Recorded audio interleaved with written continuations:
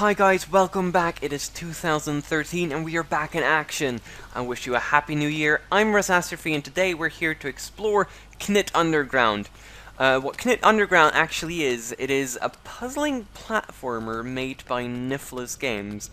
And the creator of the game itself, Nicklas I hope I pronounced that right because I have the tendency to butcher names. We'll see him right over here. He's waving at us right now, and apparently he's a liar, so let's see what he has to say. Hi there.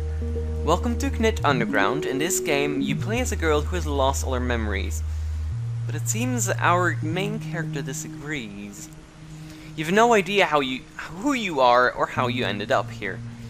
Don't listen to him, he's such a liar. Right, so our protagonist, Mi Sprocket, wants to go see the fairies and says we should totally go to them, but wants to see her sister first.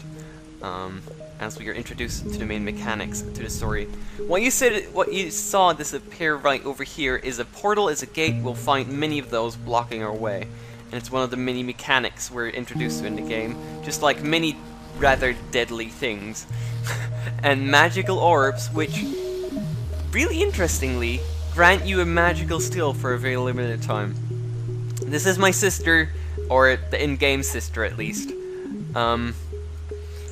Basically, I'm just skipping what she says. She's introducing us to the game and putting the first steps as to what the setting is. Because the game itself, as we're introduced to all the mechanics, as in the orbs, the enemies, the portals, NPCs, the main story itself is that the humans have disappeared and the game itself is quite a bit in the future. The surface is poisonous, nobody's really sure what happened, trying to figure that out, and in the meantime, new life has formed. There's these little sprites like Mi Sprocket and magical creatures all over, and they're trying to figure out what has happened while they live in these big caves and remnants of what is human society. This portal over here is a save point, as you might have seen. They're really easy to find as well, because you might see a little arrow up there at the platform on top of me. They always point at the save point. If there's a save point close by, you'll always find those little arrows. Oh! Like you have run right here as well. Ow! Okay. Don't get distracted, Raz. Showing off too many arrows. As you can tell, these mechanical things are really quite deadly indeed. Oh god. And like with jumping, climbing, falling, and running, and later on bouncing as well, you have to find and solve these puzzles. As well with the help of the orbs. Each would grant you a magical skill. Like the red one makes you jump high, the green one you've seen just now. There's many more as well.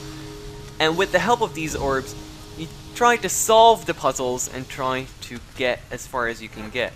To collect quest items like these, which is a candlestick. At first I always called them chandeliers, but I'm not sure if that word actually fit, since considering chandeliers are the things that hang on walls. Walls? Hang on ceilings. Wow, Raz, good job. But it's not even just the orbs and climbing and falling that and running and everything that helps solving the puzzles. Later on, we'll also be introduced to another character, which I'm gonna show you here right now as we backtrack and go up where the deadly laser thing is. It's a ball, and it's really interesting to move around as it's quite tricky. Come on. Okay. Don't die. Perfect. It takes a little bit to get used to the actual movement of it, because at first it's just completely uncontrollable, but it's still really interesting to try to solve it. Especially when you combine this character, and the ball, and the orbs, and try to solve puzzles that way. It makes for a really interesting mechanic to solve the mini puzzles. And the puzzles themselves are not impossible either. Oh god. They're still fairly doable, and in the beginning they're really easy, and they gradually become harder as well. Which is quite interesting. And you would say, like, it may look like a game that is easily finished. Wonder why this is here even. Oh, never mind, it's not there anymore. I don't know what I did, but we got rid of it. Oh god. But yeah, this might seem like a really short game, but it really isn't. It is absolutely huge. This guy let us through in exchange for the candlesticks that we gave to him. The game has, I'm not even kidding, over 1,800 of these rooms, which is incredible. It seems incredibly much, but I don't know, you go through them really quickly. Especially, like, it takes a little bit of time sometimes, because, for example, in this case, it looks like we can't go anywhere. We can't go back. This is too high to properly go on. I can't go in here. But as you can see, there's drops falling down here as well, and there's drops falling from an uplink, and it usually signifies a hidden passageway. The creator of the game himself said that he went completely overboard when it comes to secrets, and I think that's really interesting because I personally really love secrets. When I create something or build something in Minecraft, for example, it's infested with secrets. I can't help but love secrets, and I always think it's really interesting to see people and see developers putting secrets inside their game, and it's really compelling to me to try find all the secrets. But considering he really went overboard with them, I don't think I'll be able to find all of them. I mentioned earlier that we had to go to see the fairies. Well, 2 of them will accompany when you do. You might see a little yellow dot and a little blue dot waving around my head. Those are the 2 fairies that come accompany me. Those are Dora, the yellow one, and Celia, the blue one. They have very different kind of personalities as well. While Dora is more the happy, joy to the world kind of person, Celia, well, I'm just gonna show it to you herself. I'm just gonna let her do her thing, as she asks a little favor of this NPC Tor that apparently considers us the chosen one and sends us on a quest.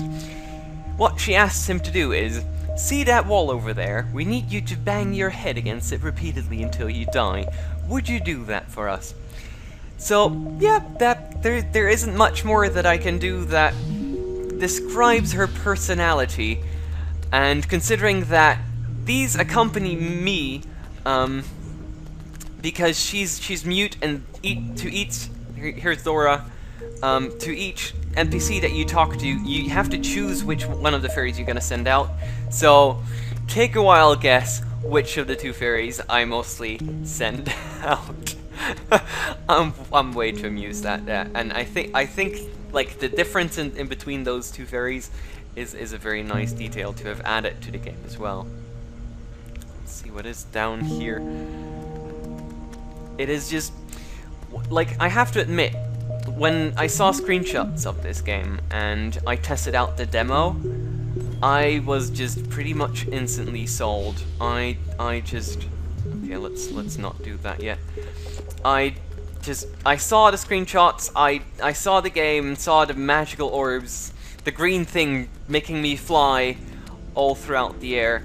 It is, I don't know, I was sold. I just instantly had to get the game. It is really interesting, and it is so atmospheric and so pretty. I mean, look at it. Well, it's obviously dark now, and but you've seen it before as well. It is so pretty. And, I don't know, I'm kind of wondering now if every one of the rooms, all 1,800 plus of them, have different backgrounds now. That would absolutely be mind-boggling. But I can't help it. I was sold when I saw this game. I was sold, and I had to have it. And I'm here now presenting it to you guys. And I hope that you guys will like it just as much. And I would say, because well, I would say try out the demo first, or if you like this enough. It is a game that isn't necessarily for everyone because it's not that action focused. Instead, it's a very dreamy, relaxed, laid-back game, very atmospheric and, well, like I said, dreamy. It is very zen-like in a way.